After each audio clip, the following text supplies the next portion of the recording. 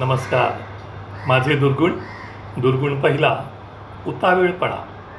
शाळेत असतानाची गोष्ट. इंग्लिशच्या पेपरात मुद्दे द्यायचे आणि निबंध लिहा असं काहीच असायचं. पेपर संपला, घरी आलो. आजोबांनी विचारलं, कसा होता पेपर? सोप्पा, अस्मादिक उत्तरले. निबंध?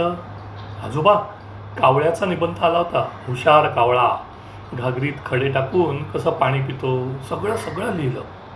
हेवाना आजोबांनी प्रश्नपत्रिका वाचलेली असते आणि कपाळावर हात मारून मला म्हणाले, किमान दुसरा पुढचा एक मुद्दा तरी वाचायचाच. मी फक्त क्रो एवढा पहिला एक शब्द वाचून पुढचा सगळ्यात चुकीचा निबंध लिहिला होता. कारण कावळ्याची दुसरीच गोष्ट अपेक्षित होती पेपरात. कावळ्याच्या तोंडात मासा असतो आणि कोल्हा त्याला तुझा आवाज किती गोड आहे असं म्हणतो आणि गंडवतो, असं सगळं काय ते. मी उतावीळपणे फक्त पहिला शब्द वाचला आणि सगळं लिहून मोकळा झालो. मी अजूनही दुर्दैवाने एवढाच उतावीळ आहे. एखाद वेळेस जास्तच झालो असेल. या उतावीळपणाचा मला आणि माझ्या कुटुंबियांनाही त्रास होतो अनेकदा. घरून निघालो की 3 हात नाकाचा पहिला सिग्नल कधी सुटेल, पहिला सिग्नल मिळेल का, अशी माझी उतावीळ होण्याची मालिका सुरू होते. रेस्टॉरंटमध्ये गेलो तरी सूप कधी येईल इथपासून ते अजून बिल का देत नाही आहे लवकर इथपर्यंत. माझा जन्म रामनवमीला झाला. त्यावर्षी एका पंचांगांप्रमाणे निर्णय सागर आणि टिळक असं काय काय होतं ना, त्यातल्या एका पंचांगाप्रमाणे अधिक चैत्रमास होता. म्हणजे त्या पंचांगाप्रमाणे मी जन्मासाठी सुद्धा उतावीळ झालो. निज चैत्राची वाट कोण बघणार. वय वाढतं तसा माणूस शांत होतो, संयम वाढतो असं म्हणतात म्हणे.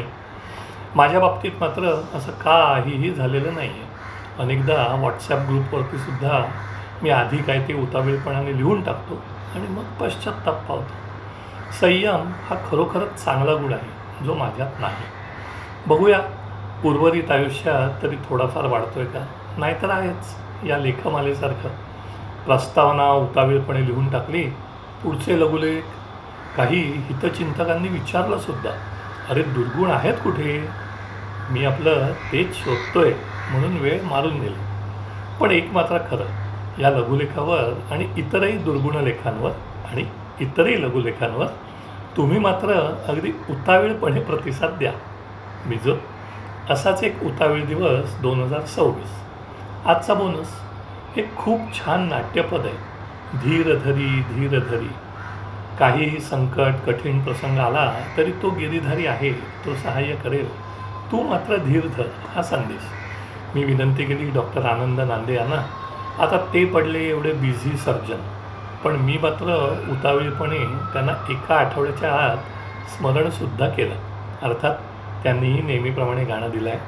आपल्या कसदार आणि उत्फुल्ल आवाजात डॉक्टर आनंद सादर करतायत, धीर धरी धीर धरी. नमस्कार.